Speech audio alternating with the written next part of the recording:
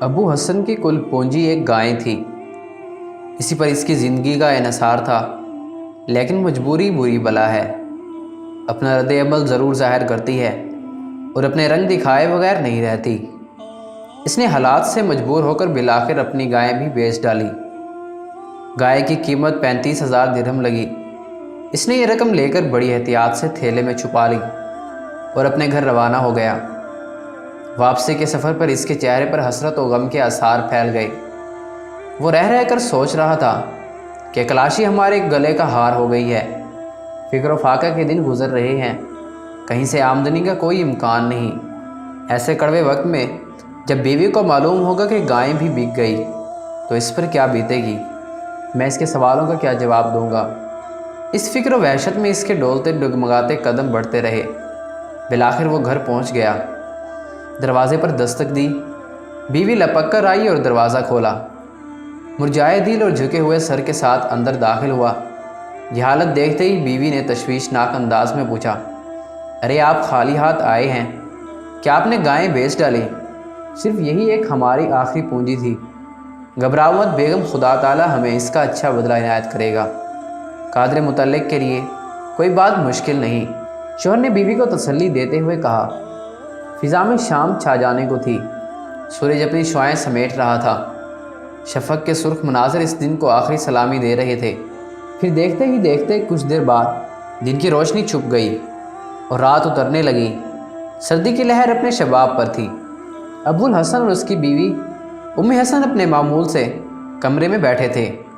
گائیں بک جانے کے بعد اب وہ اپنی گزر بسر کا کوئی اور ذریعہ ڈھونڈنے کی فکر میں تھے۔ وہ اپنی چھوٹی سی کٹیا آباد رکھنا چاہتے تھے۔ اتنے میں دروازے پر ہلکی سی دستک ہوئی۔ ابو حسن نے دروازہ کھولا تو سامنے ایک آدمی کھڑا تھا۔ وہ بارش اور سردی کی شدت سے تھر تھر کانپ رہا تھا۔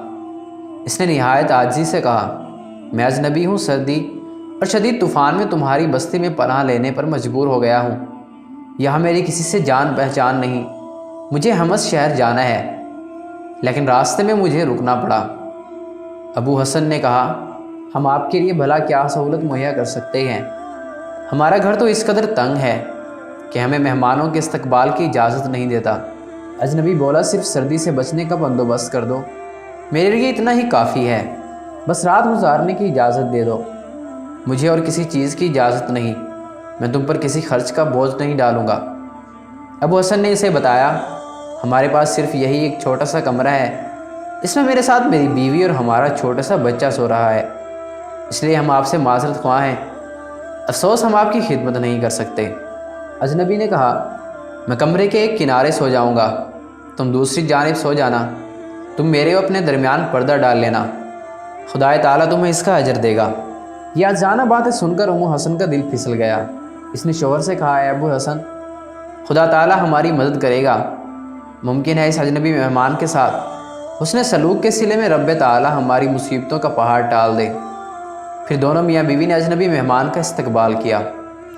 جو کچھ اوڑھنا بچھونا میسر تھا مہمان کو فراہم کر دیا، خود بستر پر لیٹ گئے۔ چند ہی لمحے گزرے تھے کہ ابو حسن اور اس کی بیوی دونوں ایسی غفلت کی نیند سوئے کہ خراٹے لینے لگے۔ اس کی وجہ یہ تھی کہ دونوں دن بھر کے زبردست محنت و مشقت کے باعث بہت تھکے ہوئے تھے۔ ادھر اجنبی گھر والوں کو بغور تاڑ رہا تھا۔ جب اسے یقین ہو گیا کہ میاں بیوی دنیا سے بے خبر ہو کر گہری نیند میں غرق ہو چکے ہیں اور ان کے پہلو میں ان کا دودھ پیتا بچہ بھی مزے سے سو رہا ہے، تو وہ نہایت آہستگی سے اٹھا اور دبے پاؤں چلتا ہوا بچے کی جگہ تلاش کرنے لگا۔ پھر جلدی سے بچے کو اٹھایا اور کمرے سے باہر آنگن میں ڈال آیا۔ پھر جلدی سے اپنے بستر پر آ کر اس طرح لیٹ گیا جیسے گہری نیند سو رہا ہو۔ باہر کھلی فضا میں بچے کو سخت سردی لگی تو وہ رونے اور چلانے لگا۔ بچے کے رونے کی آواز سن کر ماں فوراً جاگ اٹھی۔ بچے کو ڈھونڈا لیکن بچہ بستر پر موجود نہ تھا۔ اس نے شوہر کو جگایا اور کہا کہ شاید ہمارا بیٹا کھسکتے کھسکتے آنگن میں چلا گیا ہے، آئیے اسے جلدی اٹھا کر بستر پر لے آئیں ورنہ اسے ٹھنڈ لگ جائے گی۔ دونوں میاں بیوی لپک کر بستر سے اٹھے اور بچے کو لینے آنگن میں گئے۔ ماں نے بیٹے کو دیکھتے ہی چھاتی سے لگا لیا اور کہنے لگی، میرے بچے اس طرح کی سردی میں بستر سے یہاں کیوں آ نکلا؟ ابھی دونوں میاں بیوی اپنے لغت جگر کو لے کر کمرے کی طرف بڑھ رہے تھے کہ یکایک اس کے گھر کی چھت گر پڑی اور پورا گھر منہدم ہو گیا۔ میاں بیوی سکتے کے عالم میں جہاں تھے وہیں کھڑے کے کھڑے رہ گئے۔ پڑوسیوں نے چھت گرنے کا شور سنا تو فوراً مدد کے لیے آ پہنچے۔ ابو حسن نے بلند آواز سے کہا، لوگوں، ہمارے گھر میں ایک مہمان ہے، اسے بچانا ہمارا فرض ہے۔